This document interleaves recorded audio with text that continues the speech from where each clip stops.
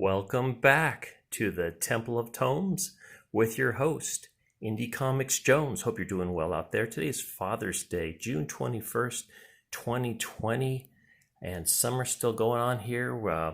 Texas heat has subsided some, but it's still in the high 80s, and hopefully it'll stay at least in the 80s for the rest of this new week coming up here, because we've been suffering through a lot of 90-degree days. So going to talk about Batman Giant, the 100-page issue that came out from DC Comics in store. It was October 9th, 2019. The cover date is December 2019, and I'm showing that about 23,000 copies were shipped all over the country, including Walmart. So this was available in the Walmart store. They have the special display set up it depends on the store.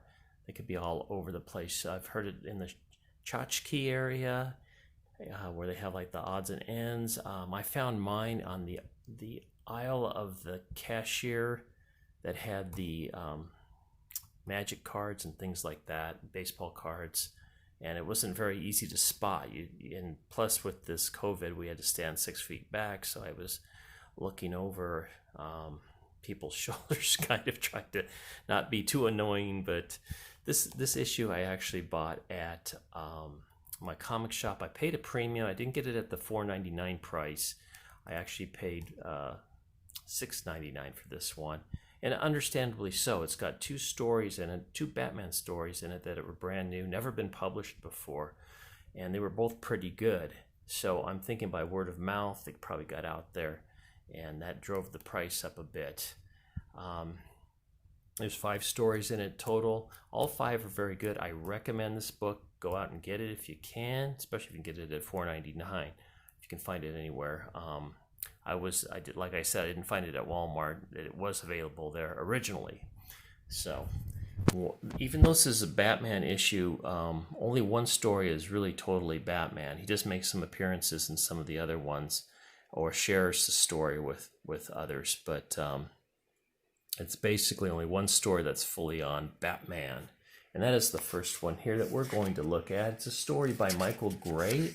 The art is by Ryan Benjamin, and it's called Bad Actors. And basically, I like the story. Look at the colors on there, really kind of nice. I kind of like the old tiny coloring. The one thing I didn't like was the way this story started. It seemed like it was a little bit out of character for Batman. He's actually chasing this guy, this actor, and as you can see on the scope here, there's this truck coming across traffic, and the yellow car is going very fast. And the guy's a stunt driver, so he's able to go underneath the truck. And this is on the streets, so he's pretty happy about that. Whereas Batman goes right through the trailer, shooting debris. And to me, that's something like Batman wouldn't have done in this occasion. Because, there's other people in the street, there are other vehicles. He has his radar, he can see that.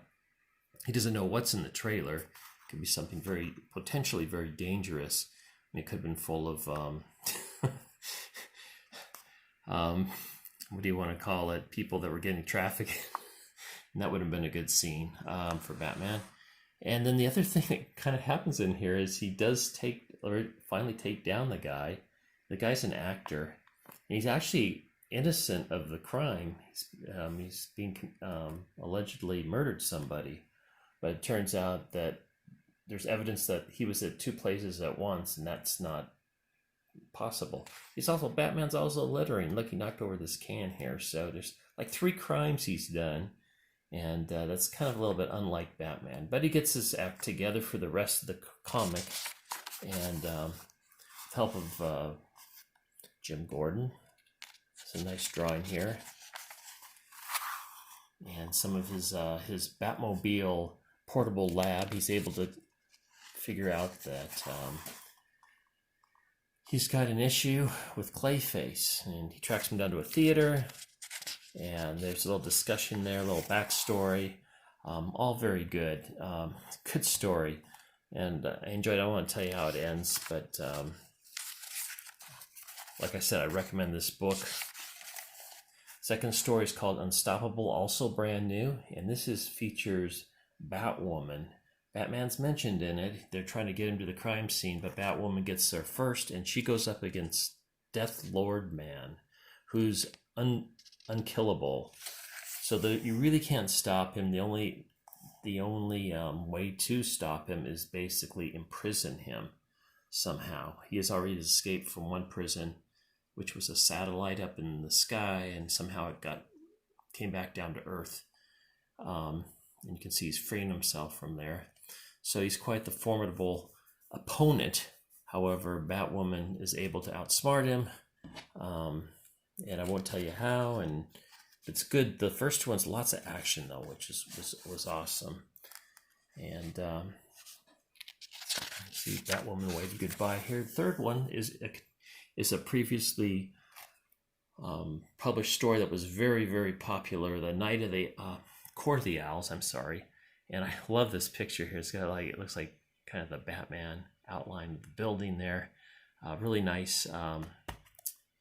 Scott Snyder wrote it. Greg Capullo is the artist, and I don't think I mentioned the artist and writer on this one. This was written by Steve Orlando. Is that right? Yeah, Steve Orlando and Tom Mandrake did the art in this, and I like the art on this. There was one thing that looked a little funny to me. Let me see if I can find it. Point that out. Yeah, this final panel here. She's got to have the biggest forehead in the world. It just seems like, ooh, that is one huge forehead. But other than that, very enjoyable. So let's go back to the Court of the Owls. This was a good story. This will continue if you buy Giant #2. So that's the thing about any of these stories that have been printed before that are continuation issues. They do continue. So if you can get #2 and #3, you can pick it up that way, or you can just get the trade for Court of Owls. This story was pretty good, and there's a lot of mystery in it, a lot of characters.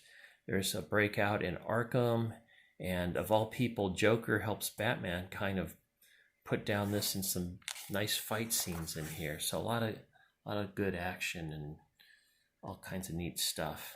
Look at the way that Two-Face is drawn. It's just gross. It's awesome. Okay, so that's a good one, Scott Snyder, and let's pass it on. And that also has Tim Drake and Dick Grayson and Damian Wayne in it as well. Can't go wrong on that. And that might be a full comic in there. And the next one, I shouldn't say, is Harley Lives by Matt Kind and Neil Googe, or is it Googie? I don't know.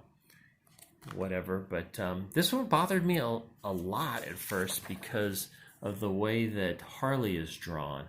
And this is like her, I guess, like her #1 issue. Her #1 issue was a Detective Comics 23.2. And it said Harley Quinn #1 on it as well. So take what you will from that. And it might be kind of a valuable comic if you find it out there.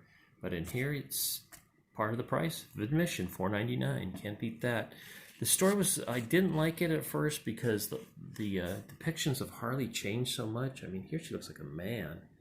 That's a man. But and she could be drawn very beautiful too in other things. And what we go through here is a lot of these are flashbacks and the torture she has gone through. Like here, she looks really kind of cute. And the next frame down, she's kind of out there. But it does tell the story, kind of an origin story for her, in fact, more deeply involved. So her own family life, growing up, what she went through. The story actually starts, she is leaving the Suicide Squad. But then she realizes, because even though she's a serial killer, she still has this conscience and this remorse after the things she does. And she does some very horrific and dark things in this comic. I mean, killing children and killing many police officers. It just, but and she realizes she has a problem, so she gets a little redemption at the end by being coaxed back into the Suicide Squad. So that was a good story, and the artist on that, well, we went through that, Matt Kind and Neil Googe, or Googie, I'm not sure. The last story here is Better Than Batman, part 1, and this one is also continues. Actually, the Harley one is a full story, so you get three full stories in here. This one, Better Than Batman Part 1. I really was disliking this story.